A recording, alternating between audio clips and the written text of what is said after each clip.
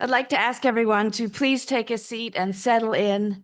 Please silence your cell phones and please understand that there is no recording permitted in this meeting.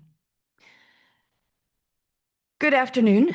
My name is Rosalind Morris, and I am here as a representative of the Columbia chapter of the American Association of University Professors to welcome you. If you are not already a member of the chapter at either Columbia or Barnard and would like to join, and we encourage you to do so, you will find a QR code on the program on your seat or the table in front of you where you can find relevant information. I want to begin by thanking our co-sponsors for their support and solidarity.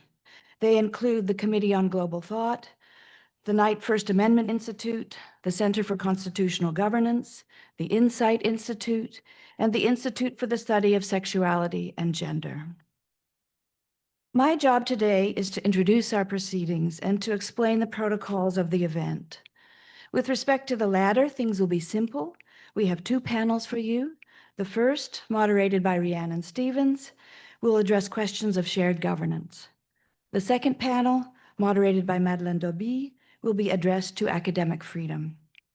In each of these panels, we have people who have held responsible positions in in each of these panels, we have speakers who have deep experience as researchers, teachers, and as people who have held responsible positions in university administration, from the PPC to the Senate. They will each talk for about 10 or 11 minutes, and this will be followed by a Q&A. Our moderators are charged with keeping time and ensuring that as many people as possible are able to speak. So we ask to limit your questions to one, and please keep your remarks to 2 minutes at a maximum. There's a hard stop in this room at 2 p.m. because an exam is scheduled here at that time, so we will stop sharply at 2. Our title, Our Transformed University, indexes the profound changes that have occurred over the last 2 years in rapid succession, often without full disclosure or explanation. They are the result of decisions taken and policies implemented at the highest level of our institution by the Board of Trustees and the Office of the President or the Provost, in response to various governmental and external social pressures, but with little representative input on the part of our faculty. Listening sessions with appointed individuals, sometimes bound by confidentiality, have increasingly come to substitute for accountable and representative faculty participation in governance. They are not entirely ill-intentioned, but they are not mechanisms that ensure public debate or consensus building. And they have been accompanied by the establishment of numerous special advisory committees with vague mandates that in many cases repudiate or reduplicate Senate functions or bypass Senate authority. And of course, our Senate has itself been under constant review and attack. The AAUP believes that it is important to enumerate and to understand these manifold changes in order to generate a fuller analysis of the overall transformation to which we have been asked, or indeed told, to accommodate ourselves. I will provide a broad strokes outline of issues that speakers will address in much greater detail. When we are told by our senior administrators that the university has changed and that we must adjust, it is implied that these changes are irreversible and thus no longer subject to question. At the same time, the various incumbents of the President's office have claimed that our core mission, our ostensibly shared values, and our freedom to pursue ideas independently of political pressure have not been compromised. If these values, and they have not been explicitly articulated, if these values have not been compromised, it would imply that the changes to which we have been subject are superficial. The speakers from whom you will hear today will dispute this. Although not fully representative, a recent survey of Columbia AAUP members indicates that more than 73% of responding faculty have felt compelled to alter their speech or classroom practice over the last 18 months. And the fuller details of that survey will be made available to you through the AAUP Digest in its next issue. At the same time, people feel they do not know what it is that they are supposed to refrain from doing, and a cloak of self-censorship has fallen upon us. Respected professors have canceled classes, individuals have been doxxed, threatened, and subject to online harassment. Punishment of students for protest actions that were previously permitted or that formerly elicited minor discipline have intensified to include suspension, expulsion, and revocation of degrees, largely because their cause, the defense of Palestinian lives, has been repudiated on the fallacious grounds that support for Palestinian rights is anti-Semitic. Our institution has closed itself off from its community, transformed its public safety into a police force with arrest capacities. Crisis patterns have been normalized. The AAUP has actively queried and protested concessions in real time as they have curtailed academic freedom and decimated long-established protocols of shared governance. Please consult our website for a history of the actions and statements that we have undertaken in the last 2 years and join our ongoing efforts. I'm now going to show you a few slides in the form of a timeline, and you won't be able to read them all. They will be made available on the AAUP website, and you can peruse them at a later date. But these slides, in their very density, index the multiplicity and rapidity of recent events and policy changes, and that make it so difficult to assimilate what is happening. And I will mention only a few points, but I want to emphasize the degree to which concessions made by our institution have preceded and exceeded formal mandates and agreements with the federal government. Okay, Maria, how are we going to get this to go forward? There we go. Sorry. 2023 saw a new president, the publication of the federal government's de facto policy program to dismantle elite higher education, and the events of October. Very shortly after, the university began to crack down on protest, and we closed our gates. In April, President Shafiq testified before Congress with now acting President Shipman and Board of Trustees David Waldman, as well as the chair of the Task Force on Antisemitism, David Scheiser, at her side, betraying confidential disciplinary procedures, naming individual faculty, and setting the example that Berkeley has now amplified. The next day, she authorized police presence on the campus. By August, she had resigned. In March 2025, the Trump administration canceled $400 million in grants and only later issued demands outlining the terms for their restoration. Within 2 weeks, then interim President Armstrong had announced reforms aimed at appeasing the federal government. It is worth noting that the reforms announced on March 21st and listed here contain most of what would be included in the formal agreement that would not be made until July 25th. It is also worth noting that litigation opposing the abduction of funds was not brought by Columbia, but by the AAUP.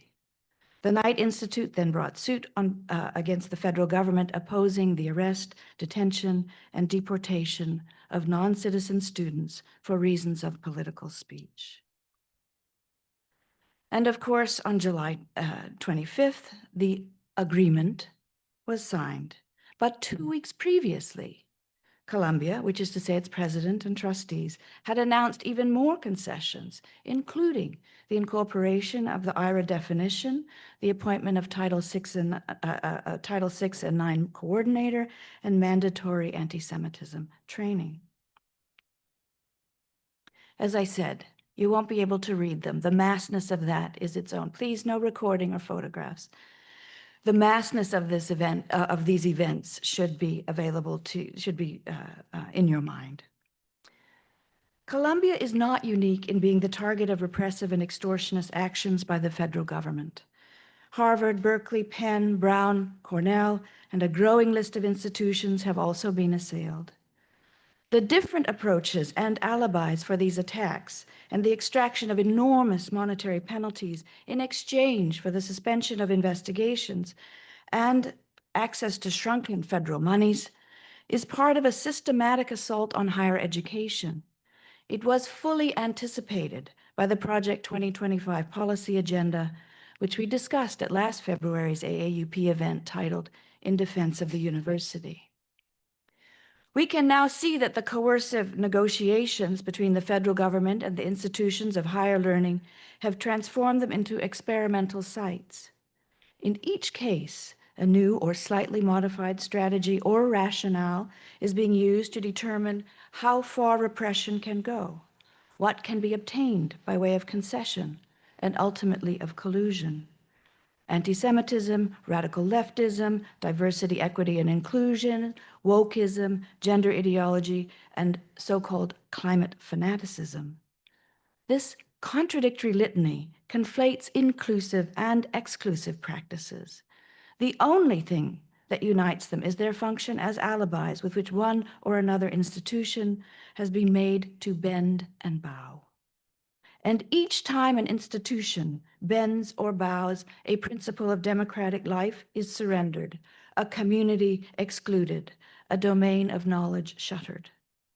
If this continues, The mission of the university will be transformed from the site of independent research, teaching, and learning into an ideological vehicle of a centralizing state at war against immigrants, the homeless, and the poor of the world, against the climate and our shared planet. This fact cannot be evaded through recourse to a reduced notion of civility or a call for institutional neutrality and intellectual plurality. Civility and plurality are not bad things in themselves, but neutrality is not judiciousness. When faced with anti-democratic forces, these values easily become complicity.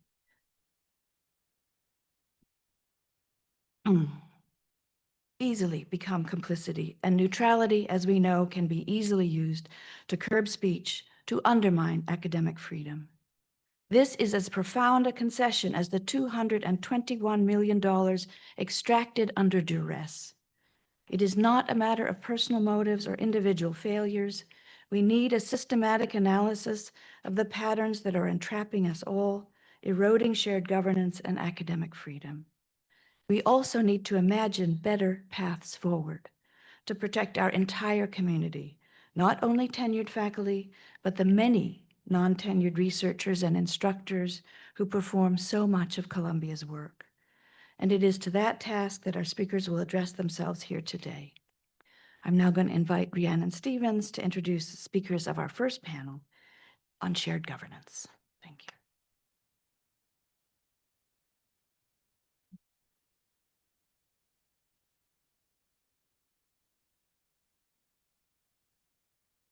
Hello, good afternoon. Thank you for joining us. So I'm moderating the first panel on shared governance, and I'm not going to do a full introduction of each of our speakers. You have a handout with their bios, but I'll come up and introduce each one briefly in turn. I'm going to try and keep them very strictly to time so that we can make sure that we get through both panels and get out of the room in time for the exam at 2:10. So our first speaker is Joseph Slaughter, who is Associate Professor of English and Comparative Literature. He's also Director of the Institute for the Study of Human Rights and a member of the Rules Committee of the Columbia Senate. Over to you, Joey. Thank you. Can everybody hear me? Yes? Yes. Okay. I'm going to begin on the screen, and then I'm going to share my screen with some PowerPoint slides. I've been asked to speak about statutory changes made to the rules of university conduct by the Board of Trustees. I want to stress that I'm speaking in my personal capacity, not as a representative of the Senate Rules Committee. Over the past 2 years, many myths have circulated about the rules and the role of the Senate Rules Committee. I hope to dispel some of those, but I mostly want to highlight recent statutory changes enacted quietly and unilaterally by the Board of Trustees. These revisions, while largely unannounced, carry broad implications for shared governance and for the protection of free speech on campus at Columbia. My remarks today are not intended to provide a comprehensive catalog of the massive number of trustee alterations to the rules that dramatically weaken both speech protections and due process safeguards for our community. Rather, I will emphasize the broader structural and philosophical stakes of these changes. For those not steeped in the rules, let me briefly outline them. Like the Senate, the rules of university conduct were born from the upheavals of the late 1960s. They were designed to govern the rights of free speech and protest on campus. Since 1969, the rules have sought to both to protect expression and to establish procedures for handling alleged violations that would ensure due process and objectivity in the policing of campus speech. At their core, they seek to balance the protection of speech with the university's interest in safeguarding its academic mission. The Rules Committee of the Senate has long served as custodian of the rules. It is a policy-making body, not an enforcement arm.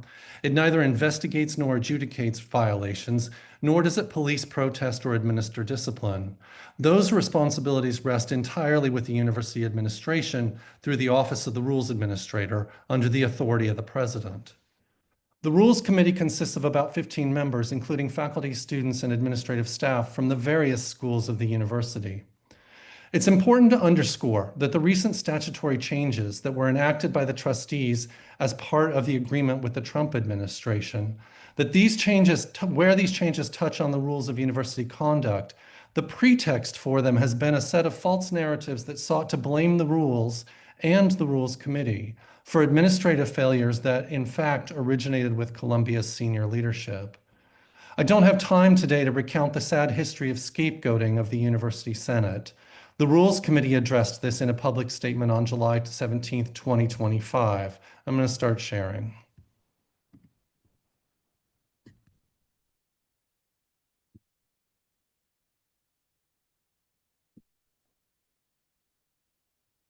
Let me just read the opening paragraph of that statement. The remainder is available for you to read in full. Incorrect information has circulated about the powers of the Rules Committee and the University Senate and about the roles they play in the disciplining of students for protest activities. The Rules Committee wants to provide clarity on some of those powers and roles and their limitations, because much to our dismay, members of the federal government, Board of Trustees, senior administration, and even the University Senate have leveraged these falsehoods to push for reforms to the University Senate and the Rules Committee, as well as revisions to the university statutes. This statement goes on to identify 6 specific misconceptions about the Rules Committee. It reads very much like what it is, a document drafted and revised by a committee of diverse voices. At times, the language is awkward, but that is actually part of its strength. It does not say exactly what I would have said as a member of the Rules Committee, and that is precisely the point I want to stress, in contrast to the unilateral changes the trustees have made to the university statutes. Every statement, resolution, and report issued by the Rules Committee is the product of extended deliberation, compromise, and democratic debate. That collective process is not a flaw, excuse me, it is the very essence of shared governance and the source of community confidence. The rules of university conduct are enshrined in the statutes of the university. This is significant for at least 2 reasons: the process by which they enter the statutes and the status that statutory protection affords them. First, the process. Writing and revising rules is laborious. It requires months of debate and discussion within the Rules Committee, multiple town halls, surveys, and other feedback mechanisms, proposals brought to the full Senate, deliberation at 2 separate plenary sessions, a Senate vote, and finally, approval by the trustees. Through this process, the rules came to embody not simply a regulatory framework, but a collective commitment of the community to each other and to the pursuit and the value of truth. It should be obvious that this community-based process is not how recent changes to the statutes by the trustees were made. Second, the status. Once enshrined in the statutes, the rules are supposed to enjoy the highest threshold of protection at Columbia. They are not a policy that can be penned by an administrator, crafted by a small committee, or dictated by the Office of the General Counsel or the trustees themselves. Traditionally, this status has meant that the rules could not simply be altered at the whim of an administration, nor could they be bent to external political or financial pressure. That deliberative process also produced important evolutions in the rules. Perhaps most famously, under President Bollinger's tenure, it yielded the affirmative statement, whose soaring language articulated a strong communal commitment to free speech and inquiry. I'm going to read from the opening paragraph because it should be cited as often as possible. The rules of university conduct are intended to ensure that all members of the community may engage in our cherished traditions of free expression and open debate. The university has a special role in fostering free inquiry. A principal reason why universities have endured and flourished over centuries is that they provide a place for ideas to be tested, for values to be questioned, and for minds to be changed with as few constraints as possible. The university has a vital interest in fostering a climate in which nothing is immune from scrutiny. What I have just outlined is how the rules stood for more than 5 decades in the statutes until now. The Board of Trustees has now unilaterally rewritten portions of the statutes without community deliberation or debate.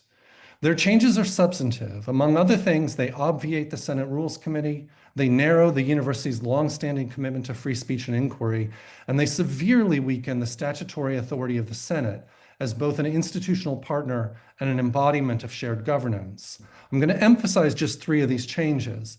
These are not the ones that weigh heaviest on individual students who in recent months have faced unprecedented penalties from multi-year suspensions and revoked or withheld degrees to interim suspensions that dragged on indefinitely and when finally lifted, functioned as extrajudicial punishments in themselves.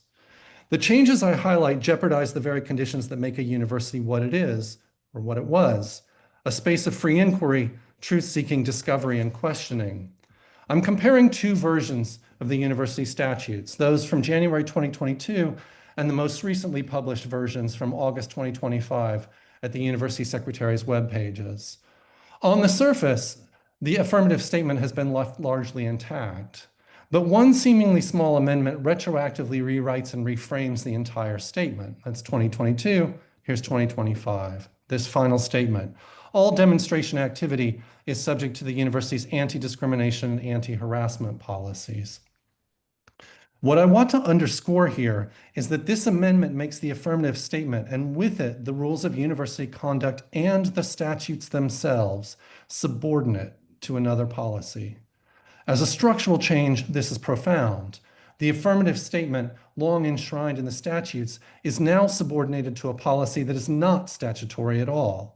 It is instead a policy subject to the discretion of administrators, changeable without the arduous process of consultation, open debate, and communal agreement that statutory protection requires and that the statutes require. This single amendment fundamentally alters the status and stature not only of the rules, but also of the university statutes themselves. So I want to look at how the rules of university conduct are now to be managed and revised.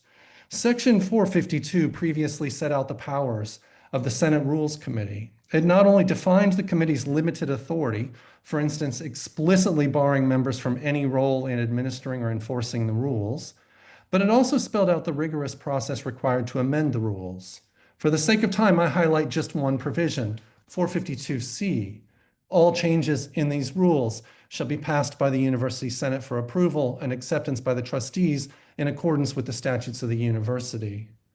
The revised statutes now eliminate this safeguard entirely. The new version assigns all these duties to the office of the provost, which shall prepare any material that will facilitate the functioning of the procedures, and all changes of these rules shall be approved by the trustees. This revision strips the Senate of its statutory authority over the rules. It reduces the process of amendment from one of community-wide deliberation to one of administrative drafting and unilateral trustee approval. Although the Rules Committee is not formally abolished, it has been hollowed out. What remains is, at best, the shell of democratic governance, form without substance, process without power. Let me turn to a final revision that effectively secures this new administrative order. Section 23 of the statutes sets out the powers of the University Senate. Among other things, it authorizes the Senate to A, develop and review plans and policies to strengthen the educational system of the university, C, work for the advancement of academic freedom and the protection of faculty interests, I, promulgate a code of conduct for faculty, students, and staff, and provide for its enforcement. This last provision has always served as the statutory basis for the Senate's oversight of the rules of university conduct. Here, however, is the new language. The Senate now has the power to promulgate a code of conduct for faculty, students, and staff and provide for its enforcement, provided that such code shall not include any of the matters addressed in the rules of university conduct, that is Article 44 of the statutes, any university policy on discrimination or harassment, or any policy administered by the Center for Student Success and Intervention or successor group. In other words, the Senate may deliberate on virtually anything except the rules of university conduct and the rights of the Columbia community members to free speech. It may not legislate on harassment or discrimination. It may not touch on any policy handed to CSSI for administrative enforcement. Put more bluntly, the Senate is being told it has no business questioning administrative authority in these areas at all, and these areas are now made elastic, a moving target of proscribed topics. I'll close with just two observations. First, these revisions treat the University Senate and the principles of shared governance with contempt. They carve out domains of administrative action and declare them off limits not only to shared governance, but to Senate scrutiny. Second, historically, the Senate has held statutory authority in two crucial areas. One was the rules of university conduct, safeguarding free speech on campus. The other is faculty affairs, which, among other duties, protects faculty rights in matters of academic freedom and employment, and hears grievances related to those rights. The way these amendments were made makes clear that no part of the statutes is secure from unilateral alteration by a self-selecting, self-perpetuating Board of Trustees. If the statutes governing the rules of university conduct can be rewritten quietly and unilaterally, there's nothing to suggest that the protections for academic freedom or even tenure itself are safe from the same fate. Thank you.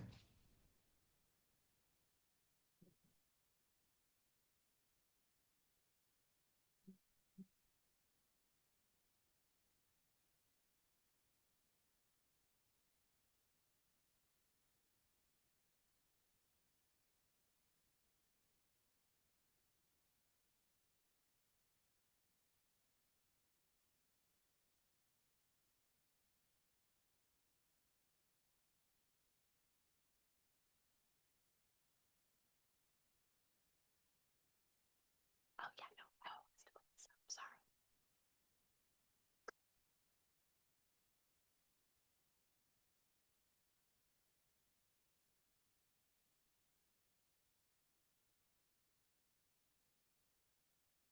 All right. Thank you, Joey. And also thank you for joining us from London, which is much appreciated. And thank you for being so timely in your comments. And our next speaker on this panel is David Posen, who is the Charles Keller Beekman Professor of Law at Columbia University.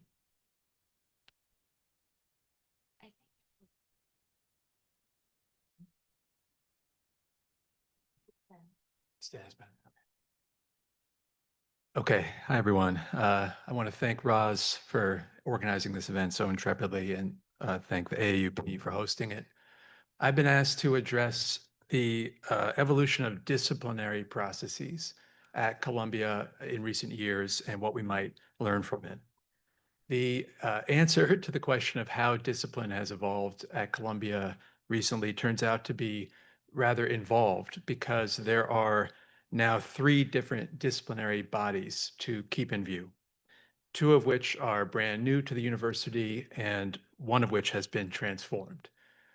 The one body that's been transformed, as you just heard from Joey, is the University Judicial Board.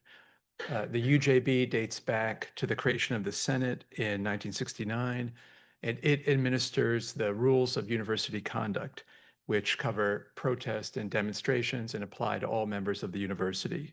I'll be brief here because, as Joey explained, over the past 6 months, the trustees have reconfigured the UJB so that it no longer has any student members. They have relocated the UJB from under the Senate's auspices to the office of the provost, and they've now revised the rules of university conduct themselves, for instance, to impose a blanket ban on protests in academic buildings. The upshot of all of this is that going forward, the setting, amending, interpreting, adjudicating, and enforcing of the rules, which is to say every aspect, top to bottom, of protest policy will now be under the control of the provost, who of course reports to the university president. In itself, this represents a dramatic diminution of the power of the Senate and centralization of power at the university. Okay, but I'll move on because Joey covered a lot of that. Separate from the UJB, there's also the Center for Student Success and Intervention, or CSSI. CSSI was established in the fall of 2022, replacing the Office of Student Conduct and Community Standards. CSSI administers a policy known as the Standards and Discipline Policy for Students. In the spring of 2024, the university administration controversially started to route protest-related cases away from the UJB and toward CSSI, in a sense prefiguring the bigger moves that would happen more recently that Joey discussed. And the administration seemingly did this on the hope that CSSI would deliver faster or harsher sanctions. As compared to the UJB process, the CSSI process gives students fewer protections. For example, it prohibits them from having lawyers or calling witnesses at their hearings. The Senate pushed back hard against this effort to circumvent the rules process and seemed to be successful for a while last summer, the summer of 2024 and into the fall. Although we learned that by the end of last academic year, at least some disciplinary cases arising out of protests at Barnard were being sent again to CSSI. The third disciplinary body to keep in mind turns out to be, in many ways, the most significant. Because as big a deal as the UJB is and CSSI is, the most important disciplinary development at Columbia in recent years, at least in terms of caseload and in terms of its potential implications for academic freedom and free speech, is the Office of Institutional Equity. Like the UJB now is, the Office of Institutional Equity, or OIE, is housed under the Office of the Provost. It was established in the summer of 2024 to handle all complaints of discrimination at Columbia by or against faculty, students, and staff. OIE is the entity that is supposed to ensure that Columbia complies both with Title IX, which, as you probably know, prohibits sex-based discrimination in universities that receive federal funding, and also with Title VI of the Civil Rights Act of 1964, which prohibits discrimination on the basis of race, color, and national origin, and as many of you no doubt know, has been at the center of the legal fights at Columbia and many other universities, which have been accused of tolerating a hostile environment for Jewish and Israeli students in violation of Title VI. On July 15th, 8 days before the agreement with the Trump administration was announced, Acting President Claire Shipman announced that Columbia will be formally incorporating the International Holocaust Remembrance Alliance, the IHRA, definition of anti-Semitism into the work of OIE. That was the exact phrase. For purposes of assessing whether someone acted with discriminatory intent under Title VI. I would say it's unclear how significant that development will prove, both because the Department of Education's Office of Civil Rights has been pressuring universities to adopt the IHRA definition for at least 5 years, and because the fine print indicates that OIE will, and I quote, consider the IHR definition when reviewing complaints of anti-Semitism, along with other unspecified factors. So the precise role of that definition in the work of OIE is not clear, but it's been elevated to some new status. Critics of the IHRA definition of anti-Semitism have argued that it's overly broad, as well as vague in key respects, and raised concerns that it will be used to stifle debate on issues of broad concern to the community, for example, by limiting scholarship or dialogue regarding whether Israel is currently committing genocide. OIE has barely been in existence for a year now. Remember, it was founded the summer before this past one, and it's already the size of a substantial law firm in Midtown. As of March of this year, the president's office reported that OIE had 57 full-time employees. We may have more now, I don't know, mainly attorneys and investigators.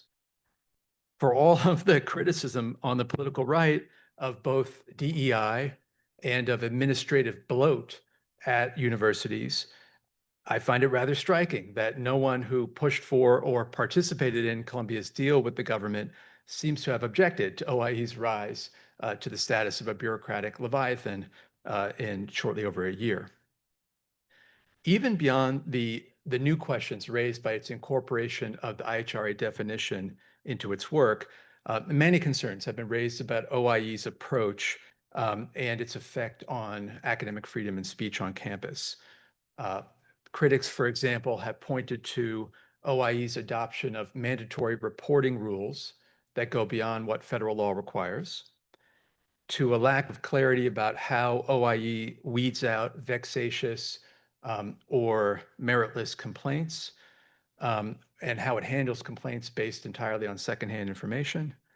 And more generally, a lack of clarity about how and whether OIE incorporates free speech principles into its analyses.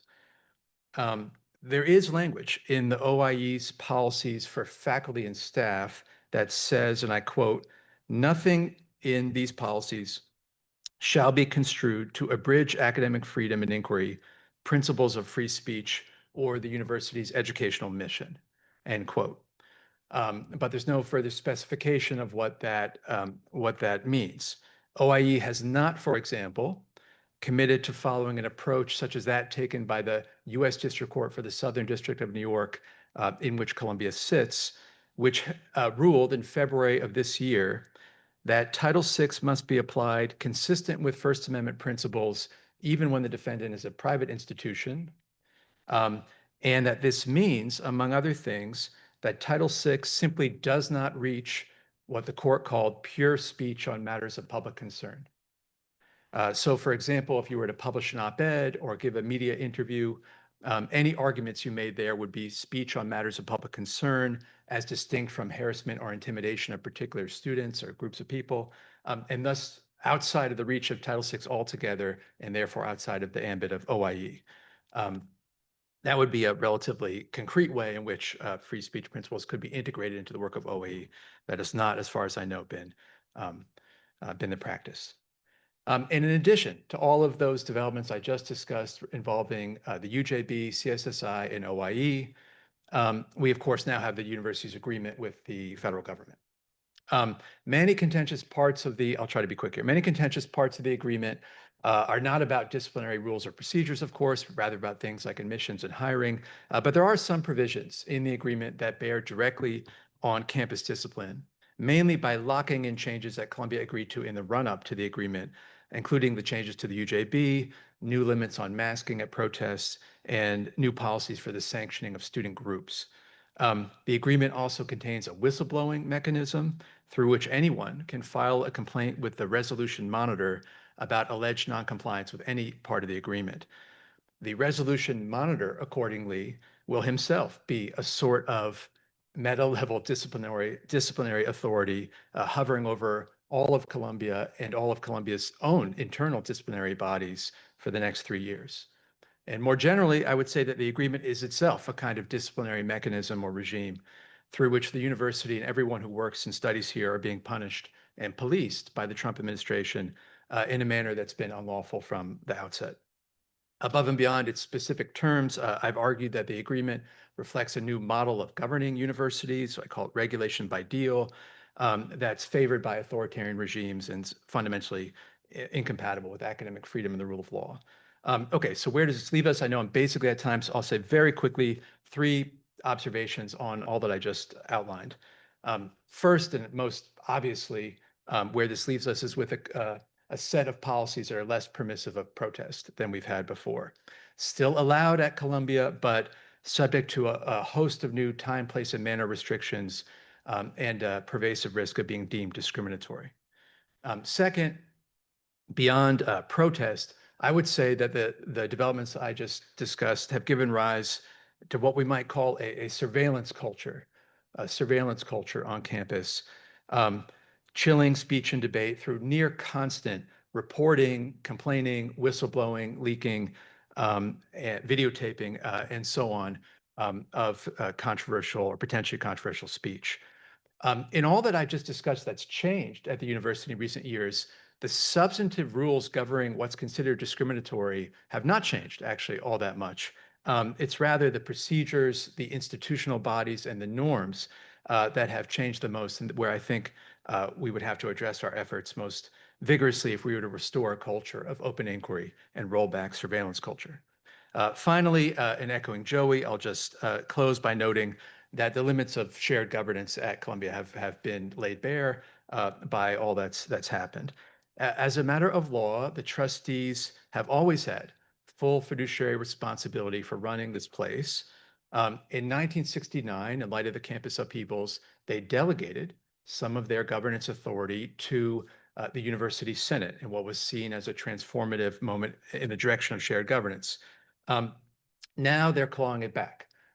They have that formal legal authority, but they've broken with a norm. So I just want to close by noting there are striking parallels with the way in which this is unfolded here and what's happening at the federal government. If the President Trump is known, among other things, for pushing a unitary executive theory that would centralize decision-making within the executive branch and give the president more authority, I would say that he's pushed an analogous move in civil society institutions. It's been a striking feature of the deal that the Trump administration wants Columbia to, in a sense, mirror what's happening at the federal government in consolidating power in the center and away from faculty. And likewise, there's a parallel in the invocation of emergency powers. The actual mechanism in the university charter that the trustees have invoked to take power back from the Senate is the invocation of this undefined reserve power. And there are echoes there with Trump's own invocation of emergency authorities at the national level. So in short, I would say recent changes to discipline at Columbia both reflect democratic backsliding on campus in ways that echo and interact with democratic backsliding in the broader polity. And so the big challenge, I think, beyond managing our lives under this agreement for the next few years will be to rethink our governance structure in a way that can reclaim democratic authority for the Senate and beyond. And that's a project that will have to involve trustee reform. I'm happy to talk about that if there's time.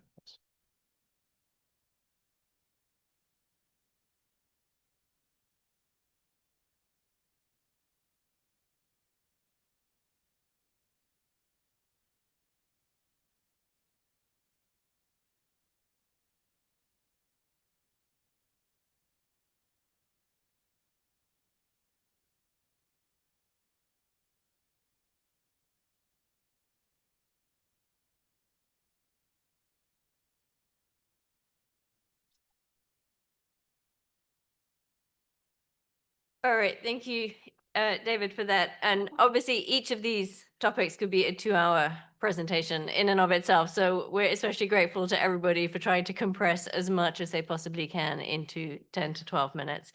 Our next speaker is Janine Damiento, who probably doesn't need introduction. She is professor of medicine in anesthesiology and holds many positions up at the medical school, but she is also the chair of the executive committee of the Senate. Thank you. And so I am also speaking in my personal capacity as a faculty member here at the university. So what I put here in the first slide is that the University Senate has its authority enshrined in the statutes that govern the university. And as Joey has pointed out, not only is the Rules Committee affected by that, but the Senate is affected by the ability of the trustees or the movement of the trustees to change the statutes. So as you heard, the Senate was established in 1969, and it came from prior to the Senate, there were multiple committees, faculty committees, student committees, et cetera, that were formed through the administrator's choice. And what happened was the community demanded and won a stronger role in the governance and formed the University Senate. So over the last 2 years, the Senate has led, I believe, in this moment of crisis. We listened to concerns across communities. We had town halls. We wrote a report, sundial report. We actually had legislation on important issues. And we believe that in a time of crisis, more democracy is needed, not less. However, we are here. Since last spring, Columbia entered into an unprecedented deal with the federal government, and the administration and trustees have decided to review the University Senate. And the trustees have unilaterally amended the statutes as some of the points that Joey had pointed out, but in several places. So I want to speak to you about protecting shared governance, different mechanisms that we can do to prevent the ways in which they're reducing our shared governance. So you can look on the university website to understand what the Senate is. But basically, I say this, Columbia's governance has 3 branches. I've been told many times they're not equal. I get that message.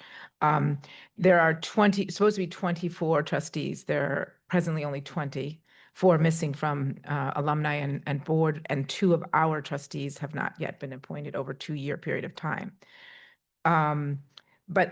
Please just go to the website to see what the Senate structure is. So the University Senate is set out in the University Statutes, as I said. It has authority. It's a policy-making body which consider all matters of university-wide concern, Statute 23. And then, as was commented by Joey, unless trustee concurrence is required, all acts of University Senate are final on passage. And there's details in there about different reasons why we definitely don't have budgetary control, but we actually have legislative control, and that's important to know. So here's the very important outline of what Joey was talking about, the different the different statutes charge the University Senate with and what is being threatened. So we develop and review plans and policies to strengthen the educational system of the university. This already, you all know, we now have to reduce international students by this decree by the federal government that affects this role of the Senate. We work for the advancement of academic freedom and protection of faculty interests. We in the Senate believe that is a critical next step in taking away our governance, which is why we handed out this pamphlet on the Faculty Affairs Committee, where the authority of the Faculty Affairs Committee is outlined in the statutes. And it is a very critical role of the Senate, but has also lost some of its role just when you read some of the revisions of the statutes that just occurred. And promotion of student welfare, et cetera. You can read some of the other ones. So, and I just want to point out, because people talk about this all the time, we review the budget, we don't make the budget, we accept that. That's of course the case. But in the number 9, Joey pointed out, is really, really critical and has been changed. And I'm going to tell you why I concern for faculty at this point because of the changes that have been made.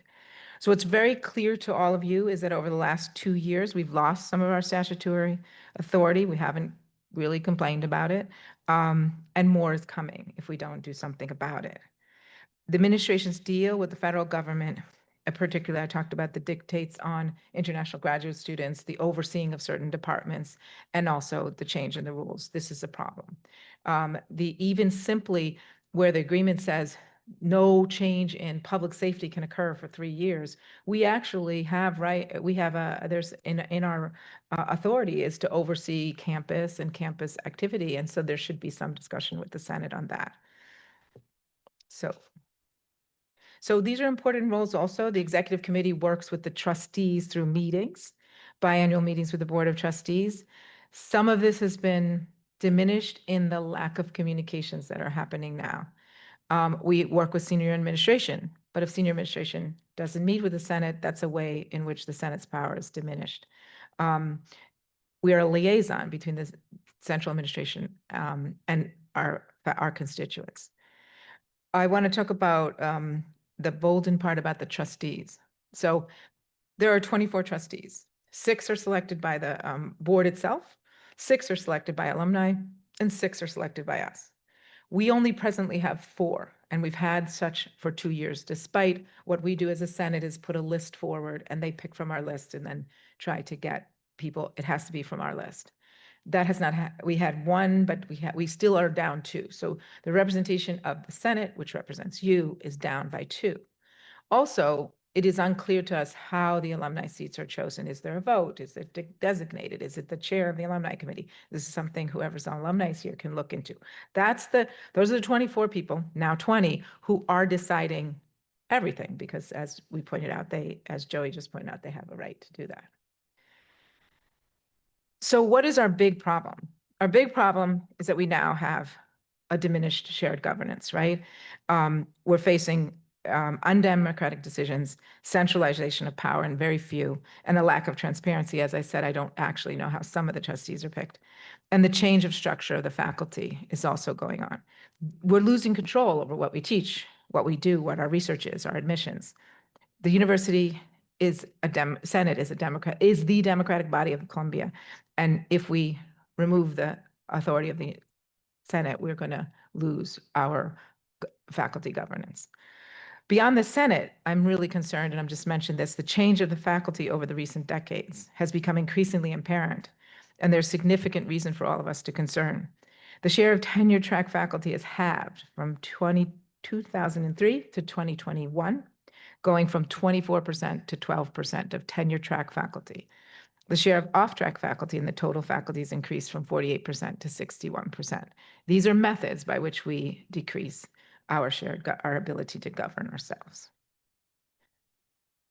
Now, I talked about the board. I'm not going to do this whole slide, but there are methods by which we can have more democratic board interactions. There are our peers have. We are one of the smallest boards. Yale has a 19-member board.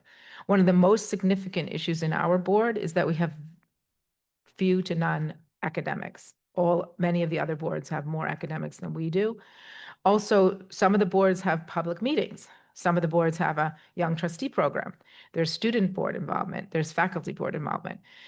I'm telling you all of these things because, as David has said, if the board does have the authority, well, then maybe we should address, well, who are those people? What is the authority? What are their expertise? Who's surrounding them? Who's advising them?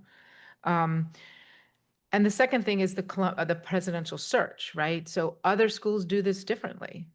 We have presently no members of the Senate on the presidential search, although we did in the search a few years ago. At peer institutions, 12 out of 14 include faculty, 8 of 14 include students, and 5 out of the 14 actually include staff. Imagine considering everybody in your search for your president, as opposed to sending out a survey. So what's the mechanisms by which we're being torn apart as a governance? This is how it works. First, you divide and conquer. These are very deliberate tactics. You meet with constituents in different forums. You tell them what they need to hear. They all feel good. We're all doing well, and that causes confusion. You also, in our institution, when we had the money taken away, you can see what happened there. The medical center versus downtown, researchers versus humanities. Okay, I got it. And so anyway, you know how this works. Parallel structures are set up. You have to be careful about parallel structures. As I said, we are moving back to what we were before 1969, where there are cabinets now and committees and vague methods by which people are appointed to those committees, undermining what you have. And then finally, the University Senate review has been announced, which is, really to try to erode the entity that is embedded in your statutes for you to have shared governance. There are presently big competition for resources these days, and it's very easy to divide us. But the only way we're going to get through this is to come together. So if we don't make collective demands or exercise our collective power, we're going to continue to lose more.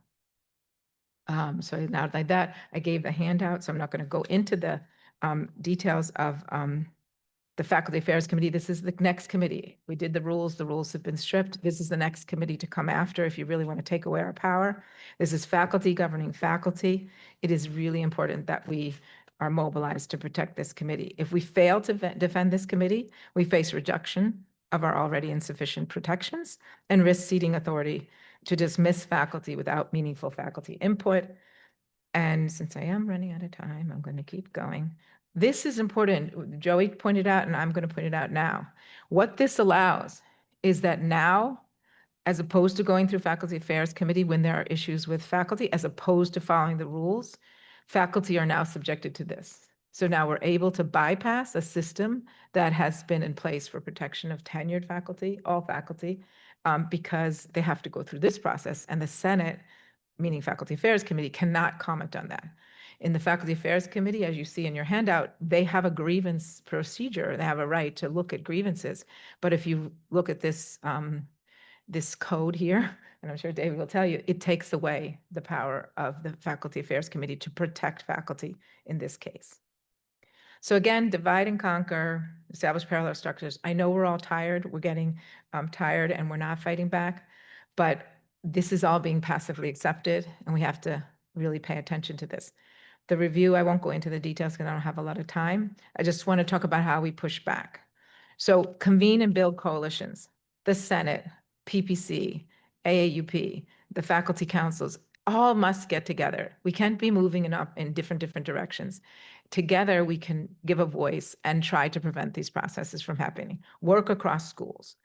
Stay informed, keep the community informed, what's happening on the ground. We have to obviously document what's happening. And then, again, still we have statutory in the Senate, so bring concerns to us. We have to resist the smallest erosions of our authority. The loss of faculty rights will not happen in a single moment. It's a slow process. Obviously, it's already underway. Every inch we surrender today diminishes the integrity of our university tomorrow. It's the long-term view. A lot of people are making deals for short-term benefit. We're going to pay the price. Every small resist, and then I will end with this. Power concedes nothing without a demand. It never did, and it never will. We collectively have to demand that we maintain our faculty governance. I know I'm biased. It's through the Senate that we have that right because it's in the statutes. That's what we need to do, but work together as all faculty groups to preserve that. Thank you.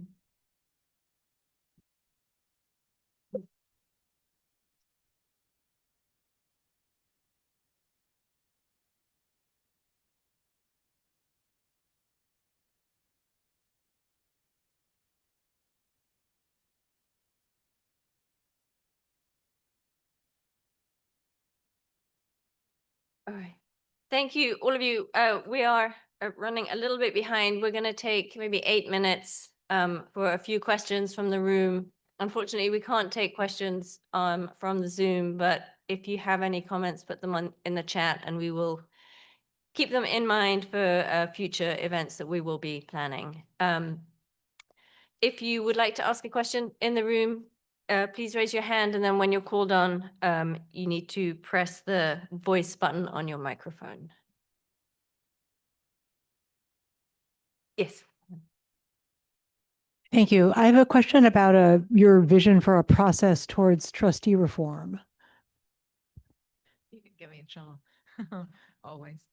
I think we need to address we have to first get the transparency on how trustees are appointed and what's the process, particularly in the alumni arm. I don't understand. And we in the Senate have to get our other 2 spots to be chosen. So in terms of other issues, obviously there need to be more academics on the board, and that we have to approach. I think they heard us with that, but yeah, I'll just say, I mean, it's hard legally because there's nothing comparable to like a hostile takeover, mechanism in nonprofit law. If you're dissatisfied, the trustees would ultimately have to approve reforms to the trustees. And so I think that would only happen whether it's to add more academics or have alumni votes or give the Senate more authority. It would have to happen with their blessing, and therefore there'd have to be a big sustained campaign, I think, of political pressure on the trustees to do that. So I think that's a multi-year project. And also I just say that we in the Senate have had put resolutions questioning some actions by both administration and trustees, and that obviously created tension, right, between us. But it is important to have that right, particularly about the Hayden case you all may have read about, but also our Sundial report. Many say that because we wrote the Sundial report is why we deserve the review. So, but we in the Senate do have that right to oversee issues in the university. At least we do right now. Stephanie?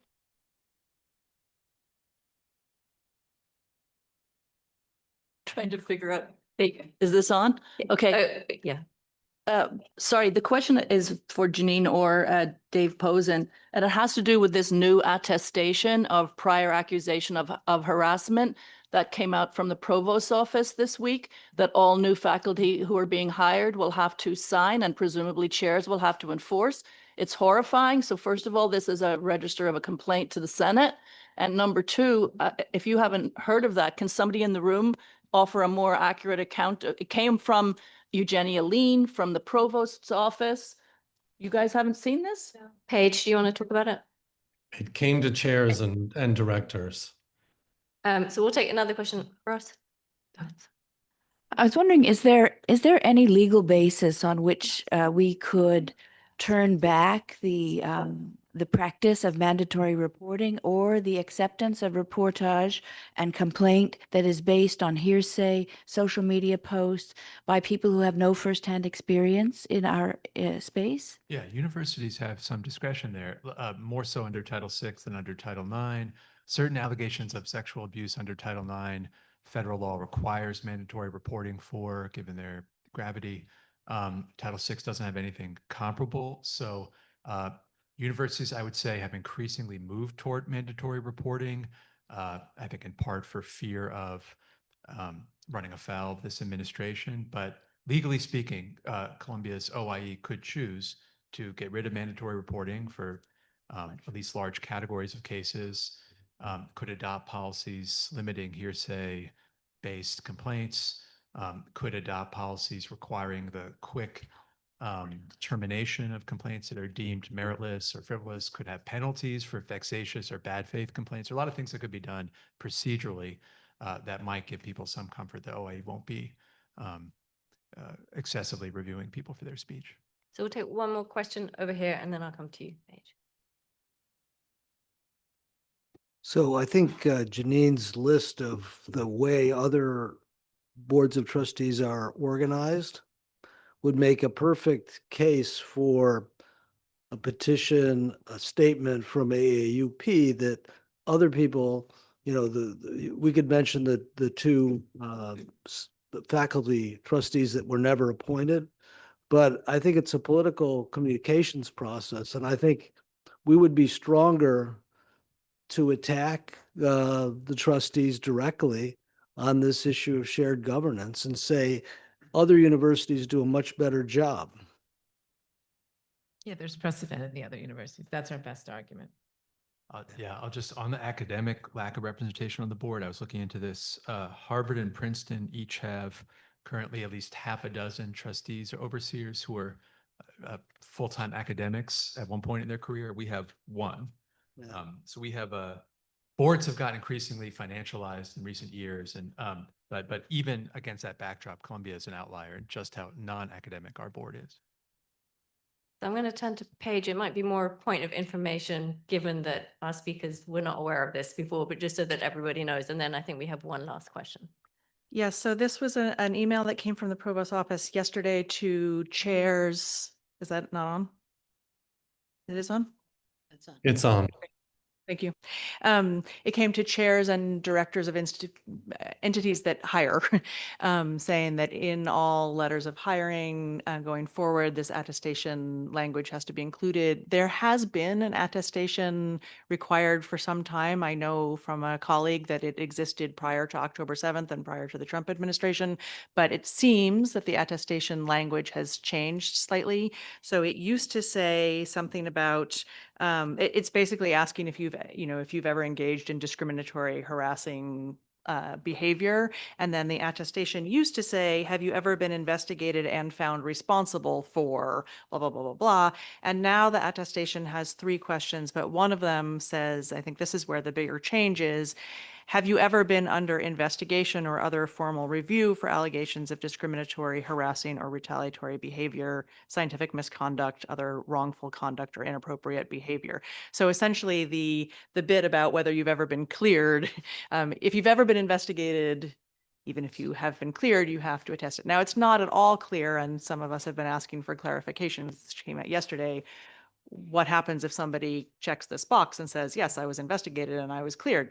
Does Columbia then proceed with the hire or what? But as I think Roz said, you've been flagged at that point. Yeah, and I'll point out another change in the rules is that students, even if they've been cleared, have to put that on their record, which is really, really unfortunate, particularly for law students who want to sit for, what is that called? The bar, like the ethics portion. That could be problematic just because someone accused you. So that's very concerning. So unfortunately, we are out of time because we have a whole other panel to get to. I want to ask everybody to join me in thanking our 3 speakers.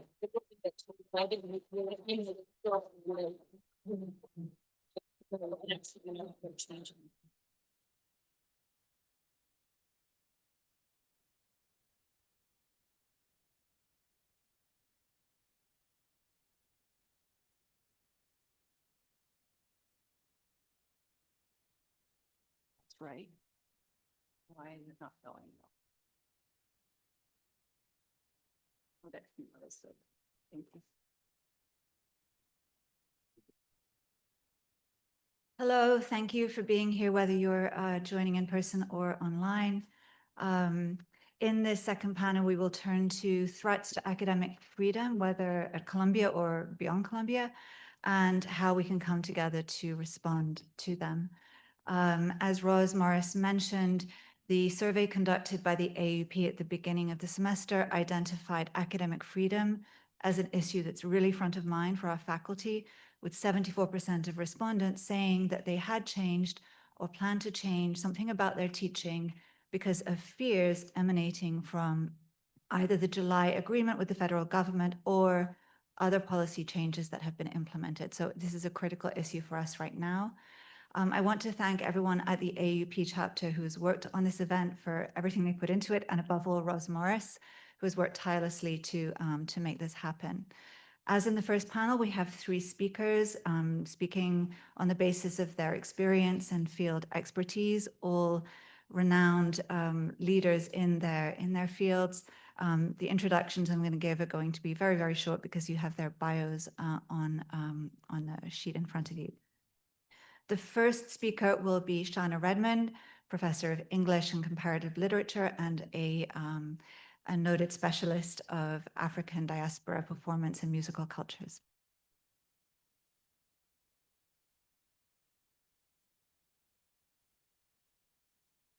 Thank you to the AAUP for organizing this event, for bringing more information in times in which less is preferred. Thank you, Roz, for all of your labor in particular, and to my co-panelists. There's both so much to say right now and nothing at all. My mind is a tangle of terrors. Terrorized by disinformation, lies, and silence, the language of ground offensive being used to describe asymmetrical warfare against a starving and captive civilian population. University presidents and leadership who publicly traffic in the languages of democracy and justice in order to cloak their acts of barbarism.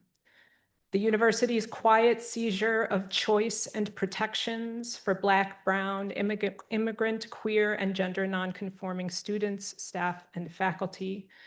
So quiet, in fact, that we don't know what we no longer have until we are in need. I'm maladjusted to counterinsurgency, surveillance, and the expectation to carry on. The daily demand that my identity be verified by strangers in public space, namely this university. The conspiracy of circuses that promote baseless accusations that are then too quickly and too quietly and too narrowly adjudicated with far too much consequence. Walking into the classroom with only study as my defense in a university that has so thoroughly relinquished its ethical responsibility to free and critical inquiry that many no longer believe that that is their goal and purpose. This is not normal. I'm haunted too by the specter of death, which for many is not a specter at all, but an almost assured inevitability. Those dear to me, known and unknown all over the world, including Trey Reed, the student recently lynched on his Mississippi University campus. But not just people, it's the evisceration of ideas and dreams too. We are determined, even more so now, to change and be better. More than anything, we will continue to provide the society and the world with all the knowledge we can preserve and create, and with a new generation of citizens and leaders who are prepared to live by and fight for the values of respect for reason, the love of ideas, and the wish to use these to care for others. Then President Lee Bollinger announced that commitment in print in June 2020. 5 years ago, the university claimed a determination for change in service of a vision not identical to the vigilante state, scrutinized in that time, but one would assume beyond it. 5 years ago, all the knowledge we can preserve and create was a promise and a gift offered by this premier university. 5 years ago, reason, ideas, and care went together and were worth living by and fighting for. I cannot speak to Bollinger's sincerity. It was before my time on this faculty. What I can attest to is the fact that the correctives announced in his address are as far away from my experience of this university as the protests to which they described themselves in 2020, which seems lifetimes ago. I can also say that whether or not he was sincere is not the point. The proof is in the measures of repair. In minoritized peoples in particular, and all peoples in general, ability to move and think without fear, in the resources expended for studies of minoritized and dispossessed groups, in the culture of the university. Today, fear is rampant, resources have disappeared, and the culture is toxic. Even DEI, an anemic form of amends that was never up to the task of repair or redistribution, has now been vanquished for the sake of political expediency and in service of a long civilizational project. By their own admission, this is what the administration has long endeavored to realize, and the federal government has given them plenty of incentive and cover to follow through. It's clear that the university is not following the White House. It is walking beside it, hand in hand. This may cause some bit of crisis for those who've otherwise identified with this institution, those who have been honored by its structures and comforted by its elite milieu. For me and so many others, this is not a new crisis, but rather the reorganization of a terrifyingly familiar system of extraction, dispossession, and ferocious violence. This moment is not simply another second Red Scare in which the authoritarian government and its universities seek to bring thought and dissent to heel, though it is that. It is also another summer of 1919, another depression, another COINTELPRO, another Soweto. Poet and writer Langston Hughes told those assembled at the Third US Congress Against War and Fascism in 1936 that fascism is a new name for the kind of terror the Negro has always faced in America. Indeed.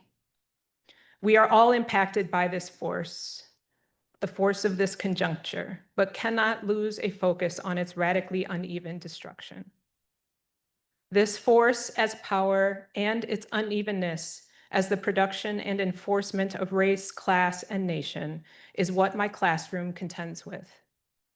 It is a space meant to challenge the very terms of order, both those that constitute society and those that constitute the self.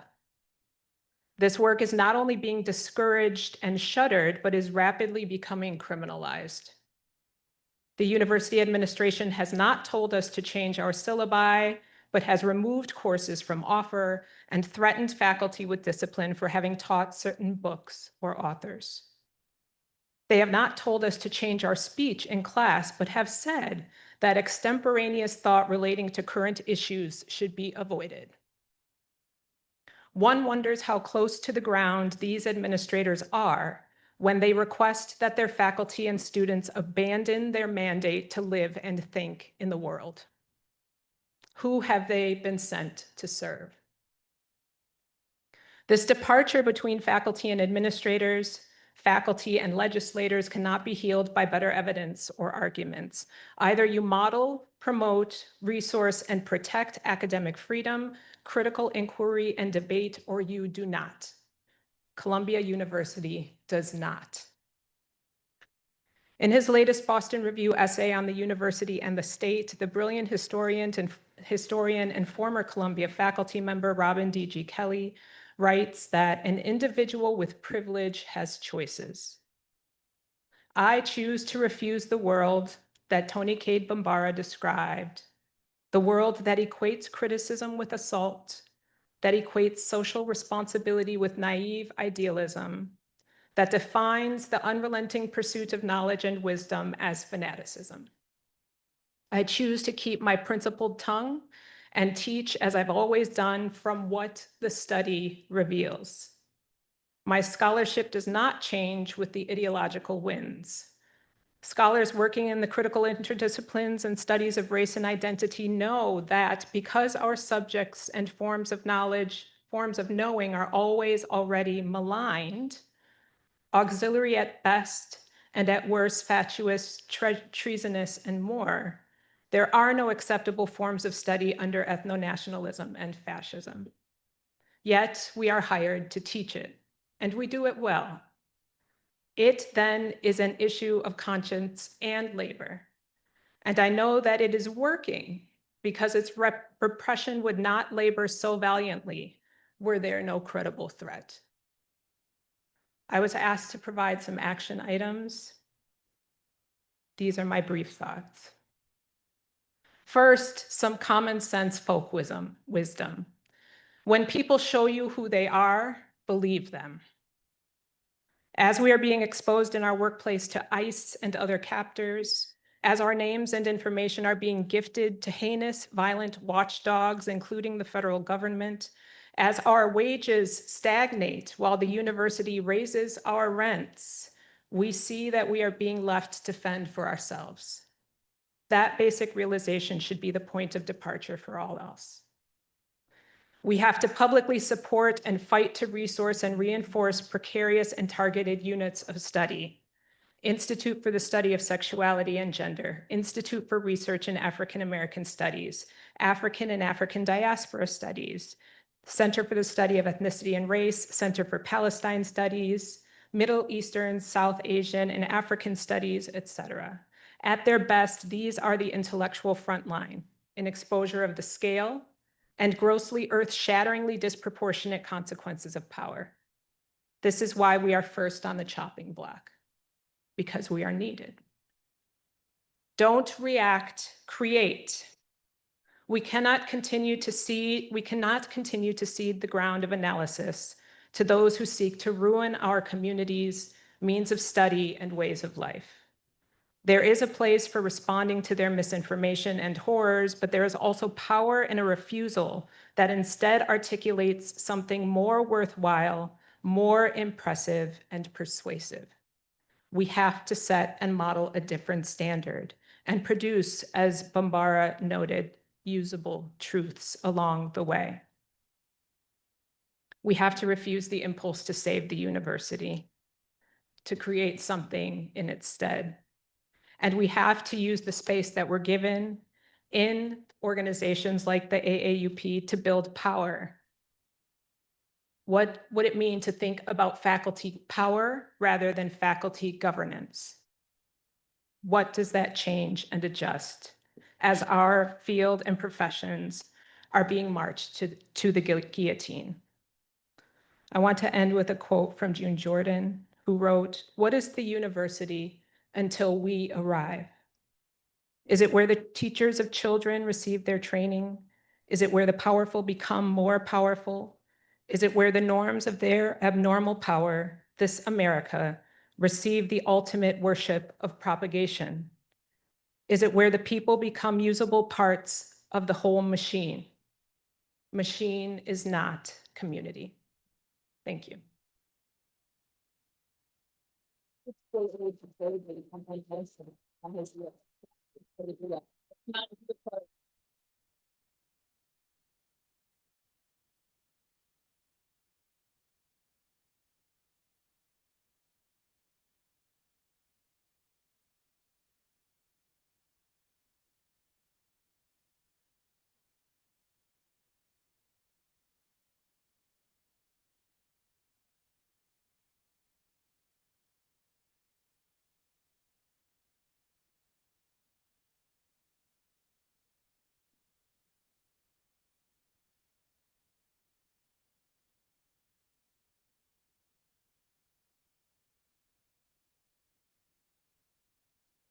Thank you, Shanna. The second speaker will be Mariana Hirsch, Professor of English Comparative Literature, Gender and Sexuality Studies, and a renowned specialist of feminist theory, memory studies, not least memory of the Holocaust.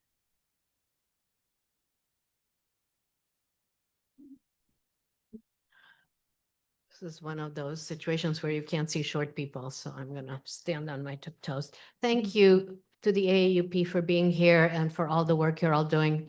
Roz, Madeleine, and everyone who organized this. And thank you, Shauna, for your inspiration.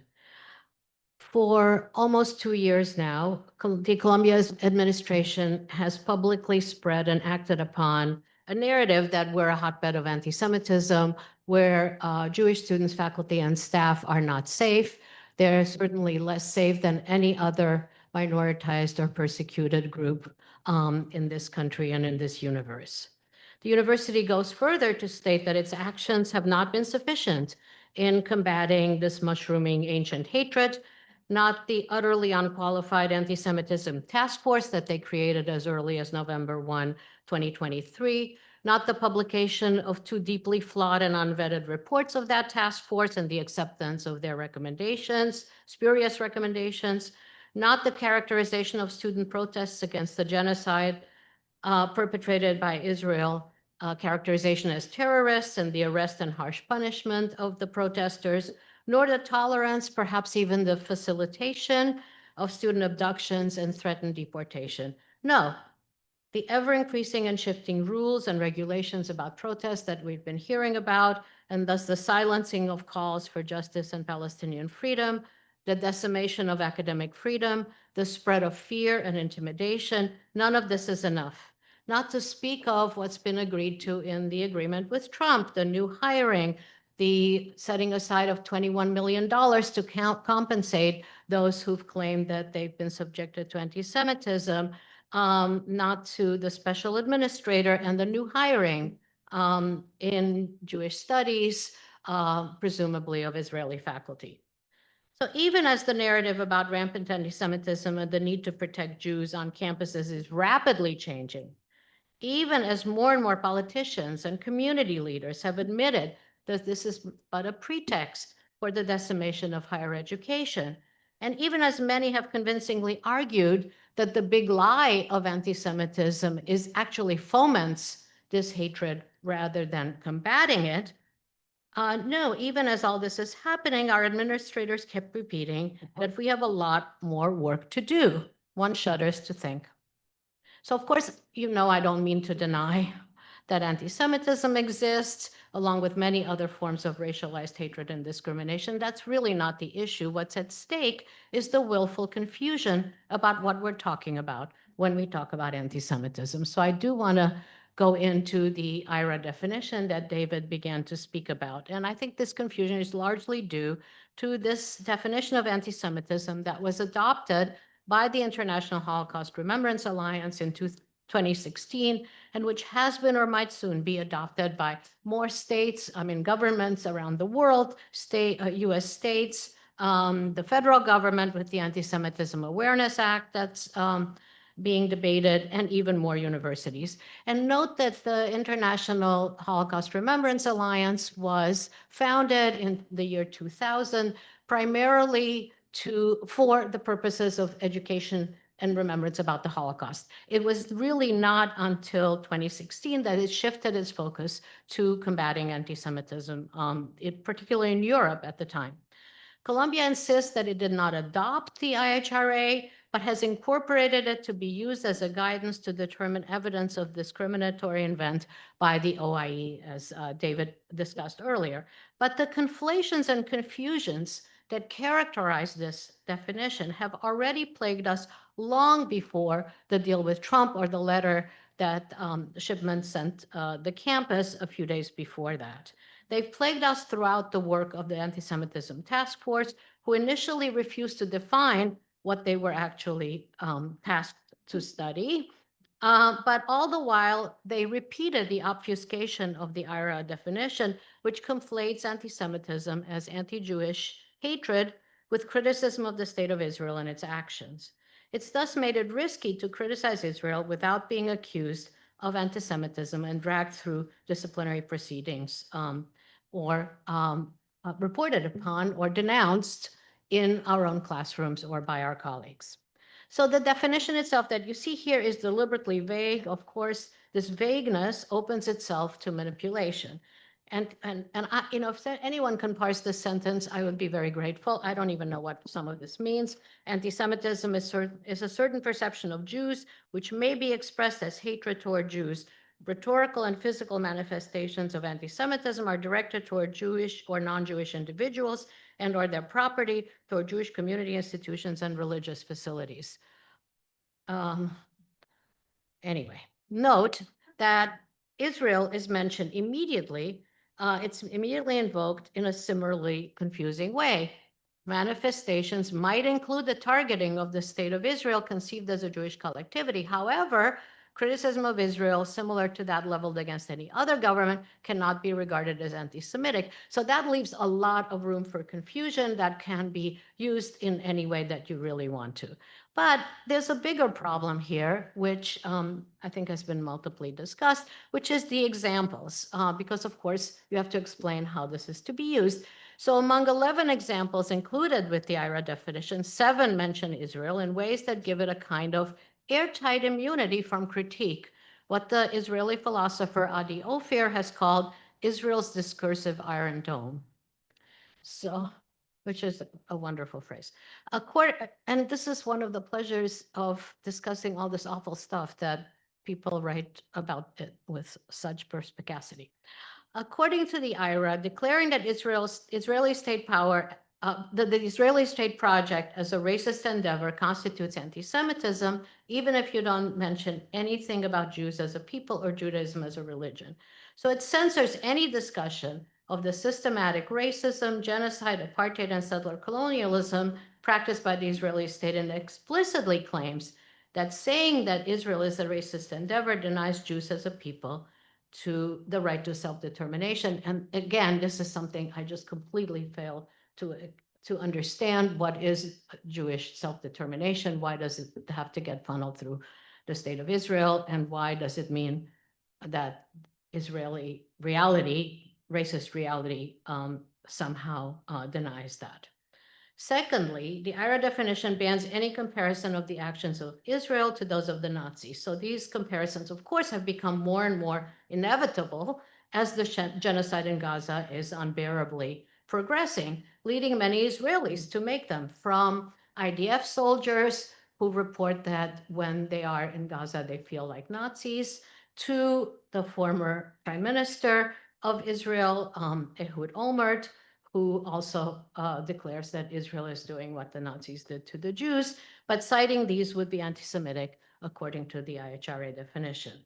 And then applying double standards by requiring of Israel a behavior not expected or demanded of any other democratic nation. Of course, this absurdly implies that if you voice any critique of Israel, you have to cite all the other criticisms against every other nation that's committed crimes, state crimes in the present and in history.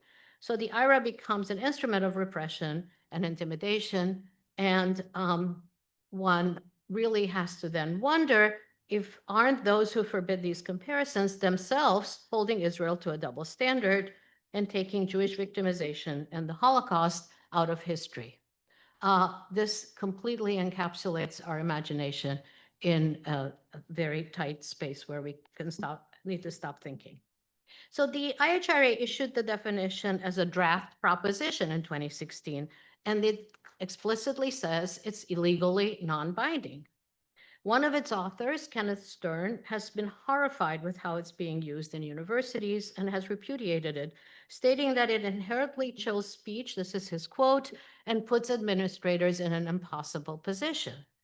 He adds, administrators should not protect students from hearing views that might upset them, especially about political matters like Israel and Palestine. It seems that Stern was invited to Columbia, I believe in spring 2024, to advise the administration on the trustees in their fight against anti-Semitism. Obviously, they did not listen to him. As Jewish Voice for Peace argues, because the IRA definition conflates accurate evidence-based criticism of Israeli polities with bigotry, it's become the preferred definition of the Trump administration and authoritarian forces throughout the world, seeking to silence those who stand in solidarity with Palestine. The deliberate vagueness of the IRA definition has made anti-Semitism, I think, a meaningless buzzword. that has lost any specificity that might serve as a tool to combat it. It risks becoming no more than a club of the Trump administration. And because it allows for only one specific kind of Jewishness, one that's identified with Israel and with Zionism, the IHRA is itself, I would argue, anti-Semitic. So if the IHRA has already been silently operative before the deal with Trump, if it's now a guide for disciplinary procedures, if it will structure any training on anti-Semitism, which we haven't talked about yet, whether it's mandatory or not, and if, as Claire Shipman decreed, we have a zero tolerance policy, then what does this mean practically about what we can and cannot do or say or teach on campus and in the classroom? I wish I had some clarity on this to offer. The truth is, I don't know. None of us know. The desired effect is that we're all afraid. We don't trust each other. We don't trust our students. Not to denounce us. We have to spend time interrogating our syllabi, our lectures, our discussions, as well as our extracurricular speech, second guessing ourselves at every point. This is the chilling and harassing campus climate reminiscent of McCarthyism. As Joey quoted the early statute that nothing should be free from scrutiny, it seems that Israel has to be free from scrutiny. And what kind of campus are we if we can't, if students and faculty feel they can't express their opinions openly without fear and without doing actual harm to the most vulnerable among us by opening them to accusations and disciplinary procedures? Well, what can we do? My quick action items.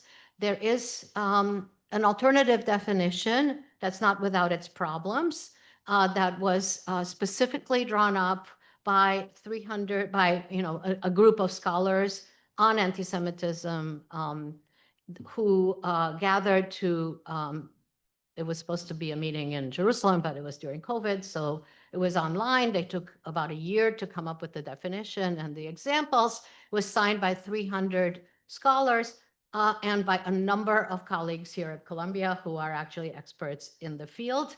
They all signed the Jerusalem Declaration. And what it does is actually fold the fight against anti-Semitism by saying that if into a larger struggle against inequality and discrimination. Says it's the fight against it. It is inseparable from the overall fight against all forms of racial, ethnic, cultural, religious, and gender discrimination. And the definition is something nobody could really argue with. Anti-Semitism is discrimination, prejudice, hostility, or violence against Jews as Jews or Jewish institutions as Jewish. It decouples all of this from Israel. It offers a number of examples of what is or is not anti-Semitic. Despite this spirit of solidarity, JDA has always also been criticized for being reactive, for being very Jewish and Israel-centered. There are definitely problems, but if something is to serve as a guidance, I would say that we need to push back against the IRA definition. It's not part of the deal with Trump. It was part of a letter that Shipman sent out. So this is not part of the deal with Trump. It does not have to be part of the OIE work. We could suggest a different one. Do we need a definition? Kenneth Stearns says we don't. I think we do. If we're going to charge somebody with something, we need to define what that is.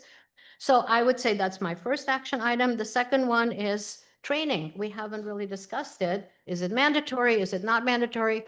I would say that if there is going to be training, there have to be experts who are part of it.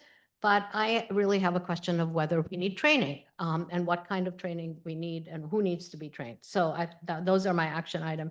I think we need to fight against not just the long reach of the IRA definition, but the fear and contagion that these vague accusations have spread against the country, across the country, the public opinions they've shaped, and the willful obfuscations that they've caused. Columbia, when it formed its task force on anti-Semitism, had a unique opportunity to educate the world about what that might be.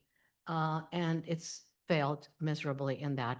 I think this could still be corrected. We could take charge of trying to define what this is and how to fold it into a larger struggle against racism and discrimination. Thank you.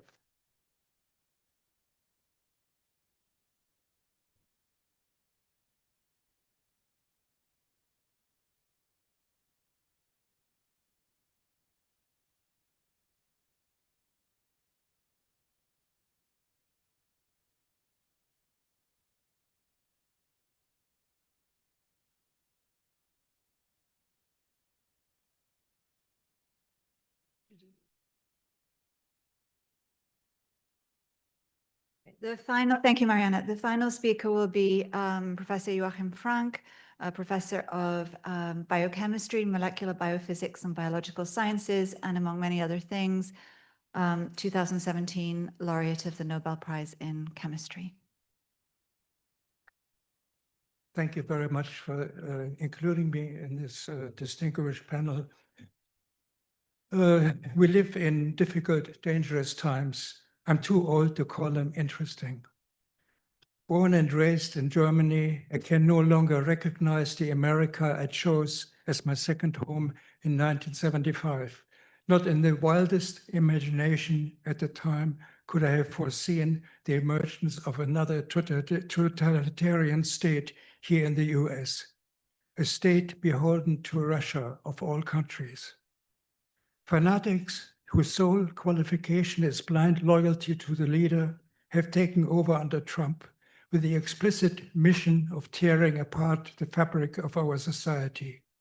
My outrage about daily irrational and lawless executive orders from the president and the extraordinary viciousness and cruelty of his regime is mixed with disappointment at the failure of people in prominent positions to stand up, with bewilderment at the normalization of lawlessness by the media, with anger at the complicity, gross opportunism, and short-sightedness of business leaders, and with sadness to see the wholesale caving of institutions I have held in high respect. This much I wanted to say about my feelings as a human being and citizen of this country confronted with a new reality.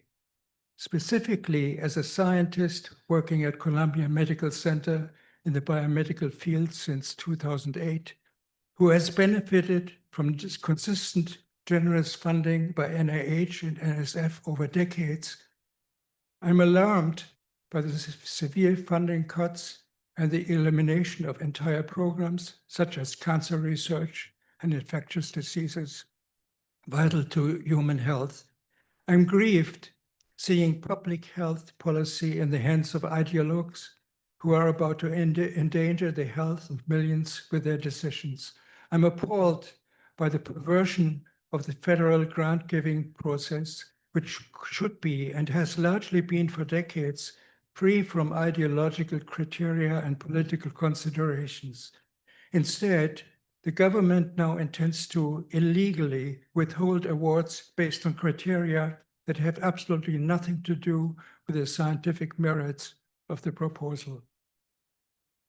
And talking about programs and initiatives outside of the biomedical field, it is an absolute tragedy that the actions of the Trump regime will have very long-lasting effects on this planet, as all efforts to deal with the most pressing problems, global warming, the threat of biodiversity, and pollution of land, the oceans, and our atmosphere, are being dismantled. Because of the focus of today's forum, let me say a few words about academic freedom, its history as a concept. Many universities, whether explicitly or not, have adopted the model of higher education developed by Alexander von Humboldt at the beginning of the 19th century. Academic freedom, understood as the liberty of both students and scholars to pursue knowledge without undue restrictions, is a pivotal concept in that model. Humboldt saw the role of the university and the education system in general as to enable students to become autonomous individuals and world citizens by developing their own powers of reasoning in an environment of academic freedom. Other concepts of the model we also recognize as pillars of liberal arts education: the unity of research and teaching, the fostering of intellectual and personal growth, which goes well beyond vocational training, and the aim to achieve an education that is broad-based. It is clear that the ultimate aim of the Humboldtian model to foster independent thinking and the ability to reason is at odds with the aims and ideology of the present regime, which need to keep the uneducated uneducated, without well-developed reasoning powers nor groundedness in factual knowledge. How else to keep the MAGA crowd together or foster its growth? The other panel members have addressed the immediate effects of the Faustian bargain that was struck between the leaders of our university, with its distinguished history of more than 250 years, and the current regime. These effects are bad enough, but I want to talk about the more serious effects in the years ahead. In the long term, as is evident from my remarks before, there is a high probability that the autonomy of the university in all its decisions on faculty recruitment and hiring policy will be curtailed, and more ideological guidelines will be implemented. The transformation of universities from free autonomous institutions of scholarship, teaching, and research under the Alexander von Humboldt model into institutions of government propaganda is in fact the undisguised long-term goal of the current regime. It was spelled out in Project 2025 in so many words, of course avoiding the term propaganda. And it was already spelled out quite explicitly in 2021 by then Senator J.D. Vance. At the end, I come with an action item. I conclude by saying on a more positive note that fascism, as all totalitarian regimes, is made possible not by decrees and threats of the potentates, but by fear, opportunism, and a succession of capitulations by their subjects. Each capitulations we can avoid or stop is a gain toward the recovery of a sane world. Finally, I found a poignant quote by Bertolt Brecht. When evildoing comes like falling rain, nobody calls out stop. When crimes begin to pile up, they become invisible. When sufferings become unendurable, the cries are no longer heard. The cries, too, fall like rain in summer.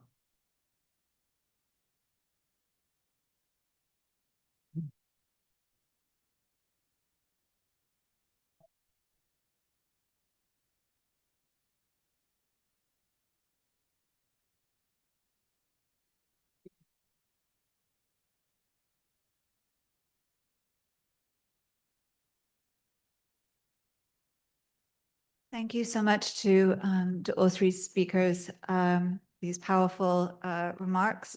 We have a few minutes for questions before we have to give up the room. As in the first panel, if you'd like to speak, please raise your hand and then press the voice icon on your microphone. Yes.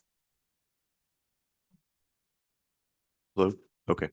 Hi. I'm a student. I appreciate Professor Hirsch going through the IHRA definition in more detail, but some other resource on that is a paper by an Oxford doctoral student, Jamie Stern-Weiner, on the on the origins of the definition and how the examples were always meant to be assimilated with the definition itself in order to be politicized. My question is about Rashid Khalidi, who I don't know, I don't think he's here, but I was supposed to take his class actually this semester, and I'm quite sad that I can't. But in his Guardian op-ed where he announced his, not teaching, he mentioned something which I thought was like kind of a bombshell that I didn't see addressed by any professor or any email from the university, of course, where he said that the agreement monitor could there was nothing explicitly preventing the agreement monitor from invigilating classes and like discussion sections themselves. And it occurred to me, like, honestly, yeah, I could imagine that my TAs, for example, in a Middle East politics class last semester wouldn't feel comfortable teaching under those circumstances, nor would, Khalidi's class be able to continue. So anyways, my question is, have you gotten any, follow-up from the university administration about that? What seems to me like a quite important thing about the possibility of the agreement monitors monitoring discussion sections. Yeah, thank you. I don't know if any of the speakers have had follow-up on the op-ed published by Rashid Khalidi on the reason why he has decided not to teach his course on campus, or if anyone else from AUP wants to speak on that point.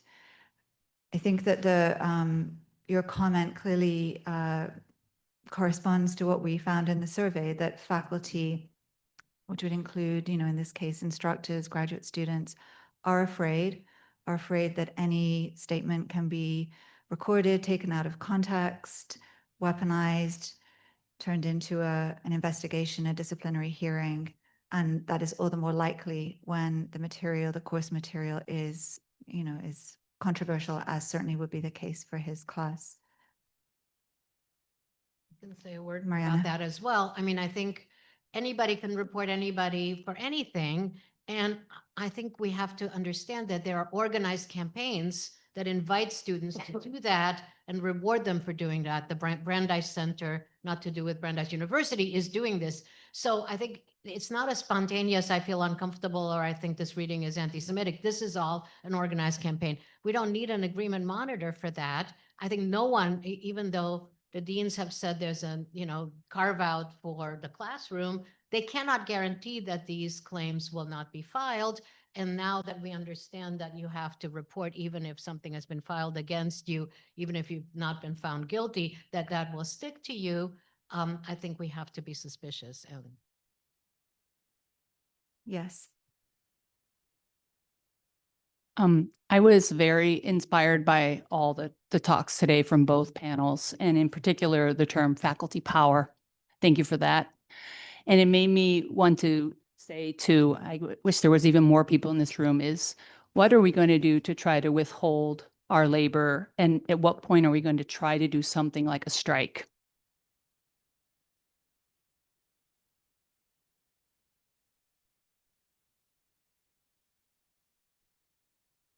I don't know if any of the speakers would like to follow up on that. I mean, that is the chorus of the ends of my action items, right? Is that we actually have to seize what authority and leverage we have at this institution, and it has been reduced to our labor power. The university has proven that the faculty have no expertise that they are bound to respect, right? To draw from the Dred Scott decision, since we're in a law school. So under those circumstances, we have become the laborers on this campus. We are not peers. We are not collaborators. We are labor. And we have to move in this university as such. And I think it's high time we have those intensive conversations. And yes, there are all kinds of conversations to be had about how that might be accomplished, especially given the restrictions of labor law right now. But I would argue, and maybe I'm giving up too much, but because of this agreement, we are federal workers. I do not feel as though I work at a private autonomous university anymore. I work for the federal government. Under those circumstances, I should have different protections under labor law, and that includes the right to strike.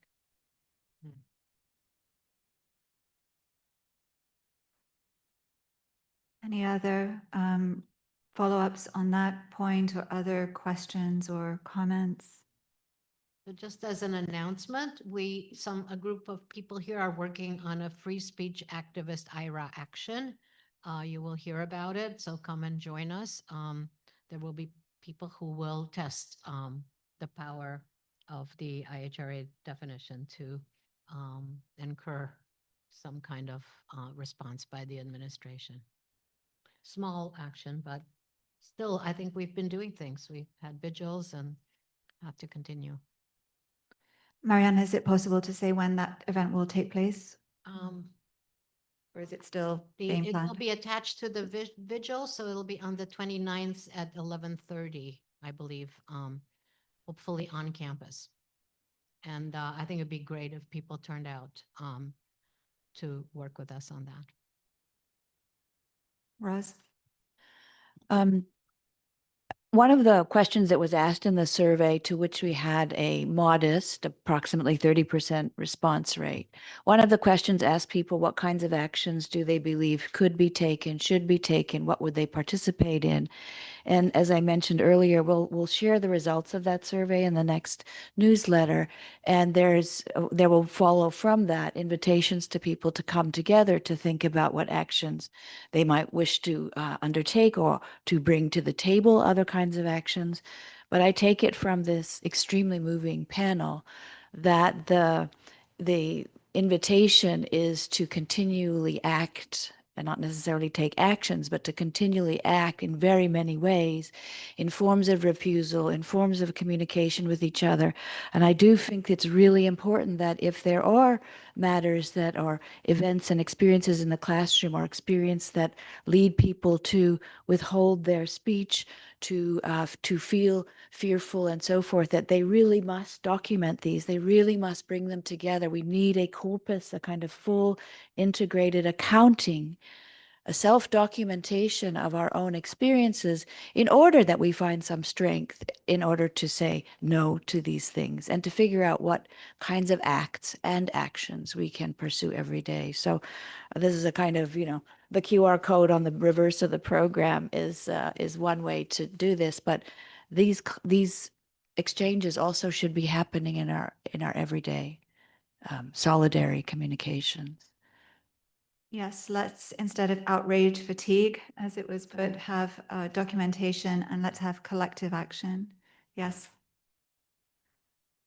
I think in extension of that call, may I call on the AAUP to call a membership plenary so that we can actually hear from each other? 25th of September, at Thursday at 5:30 p.m. There will be such a meeting. Thank you. So yes, a membership meeting for all members of the chapter, September 25th, 5:30 p.m.